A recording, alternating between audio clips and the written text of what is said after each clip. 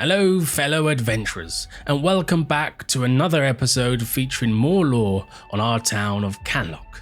I am your host and guide, or dungeon master, if you will. Today we're casting a spotlight on one of the town's most intriguing figures, the stoic and stalwart dwarf, Thalorin Ironbeard. Thalorin is best known to most as the town's blacksmith, a master of his craft who never shies away from hard work. But what if I told you there's more to this dwarf than meets the eye? What if I told you that beneath his tough exterior lies a heart as warm as his forge, and secrets as ancient as the very mountains of his birth? The anvils of rumour and hearsay have been hard at work, shaping tales of strange occurrences around Thalorin. Murmurs of ancient dwarven artifacts, whispers of a secret forge and hidden treasures, tales of an impending threat to the town, and, at the heart of it all, Thalorin Ironbeard. This episode will delve into the many possible quests and adventures that could spring from these rumours, from uncovering ancient relics, to defending the town from a sudden onslaught, to uncovering the truth about a hidden forge said to contain the metal of unparalleled strength and value. Will we unravel these quest hooks for all of you prospective dungeon masters out there, hoping to bring Thalorin and the vibrant world of Canlock to life in your own campaigns? Well, gather around the hearth, fellow travellers, as we pull back the curtain on the secret life of Thalorin Ironbeard. Quest Hook 1. The Mystic Metal Hunt. Thalorin could send the party on a quest to retrieve a rare metal or alloy.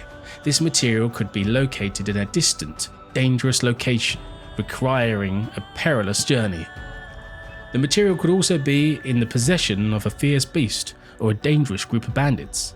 This quest could be extended with Thalorin teaching the party on how to forge their own weapons using this rare metal, making it a multiple session quest.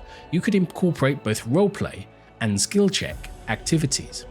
Here's a few steps. Step 1. The hunt for the rare metal. Before they can learn to forge, the party first needs to retrieve the rare metal. Design a mini adventure where the party must travel to a dangerous location, overcome traps, monsters or puzzles, and finally obtain the metal. Number 2. Lessons in blacksmithing. Once the party has the metal, they'll return to Thalorin for lessons. During this phase, let the party role play out their learning experience. Thalorin can explain the art of blacksmithing, the unique properties of the rare metal, and how to forge it into a weapon. Number 3. Skill checks. As the party starts forging their own weapons, have them make a series of skill checks, such as intelligence, investigation, to understand the process, strength with athletics for physical labour, and dexterity using sleight of hand for delicate work. The results of these checks can determine the quality of the weapons they forge. Crafting the weapons. Depending on your game, this process could take several in-game days or weeks, during which the party could take on other quests or tasks in Canlock. To create a physical component, you could provide the players with a blank weapon template on paper and allow them to sketch and design their weapons, adding unique features that could impact their functionality. Number 2. The family legacy. Thalorin could be the last in line of famed blacksmiths, and he discovered the location of his great-great-grandfather's legendary forge. He requests the party help in exploring and securing it, dealing with any traps, haunts or monsters that have taken up residence there. Number 3. A crafting competition. The town of Canlock could host an annual crafting competition, with Thalorin as their favoured competitor.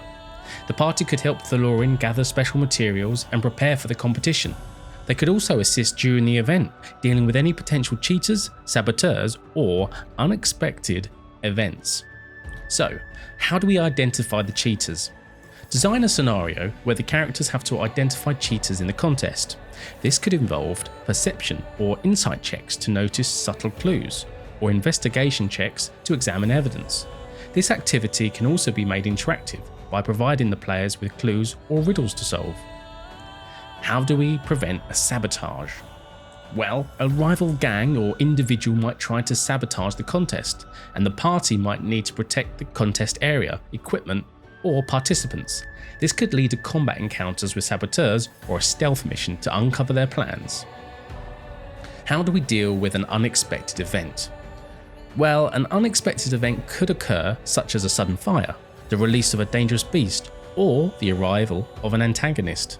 The party will need to think on their feet to deal with the situation, utilising their diverse skill sets. Public relations.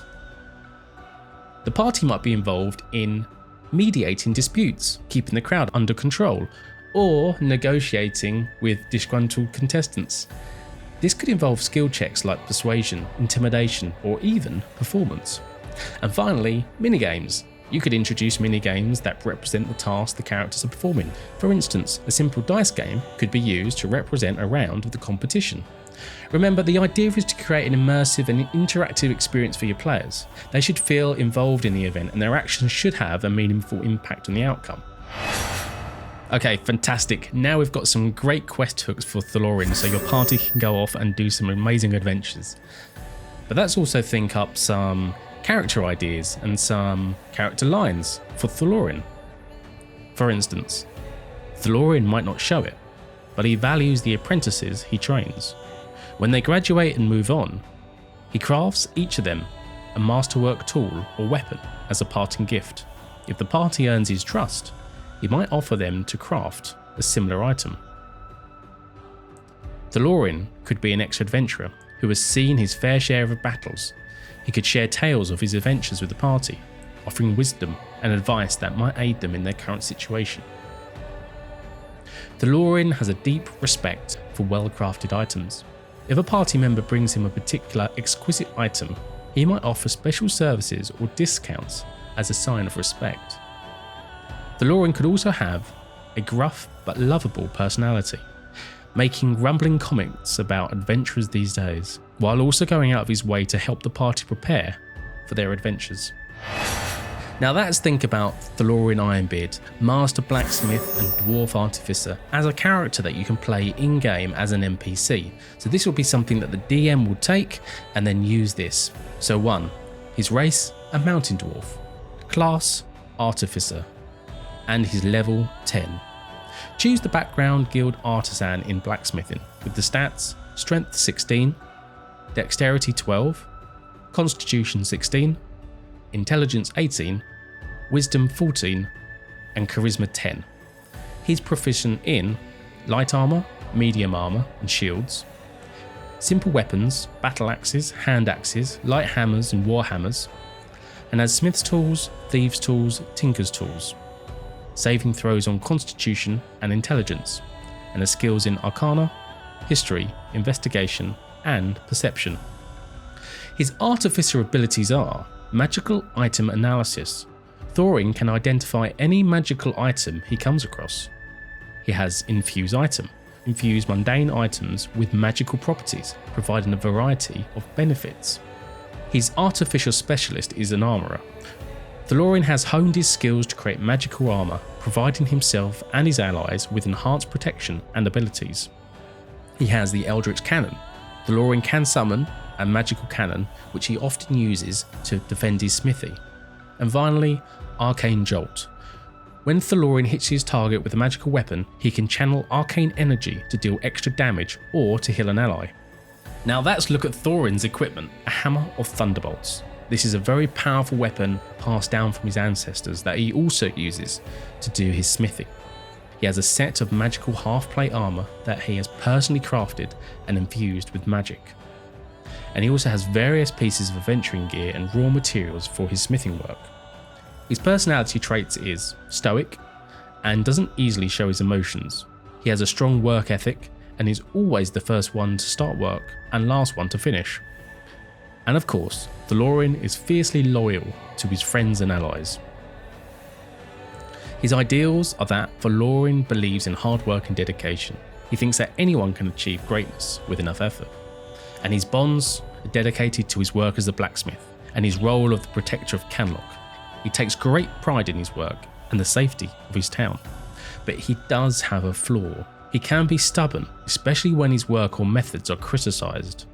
So when you're role-playing Thalorin, remember his steamed demeanour and his dedication to the craft. He's not easily swayed by emotional appeals and offers logical and practical solutions. Think of Spock.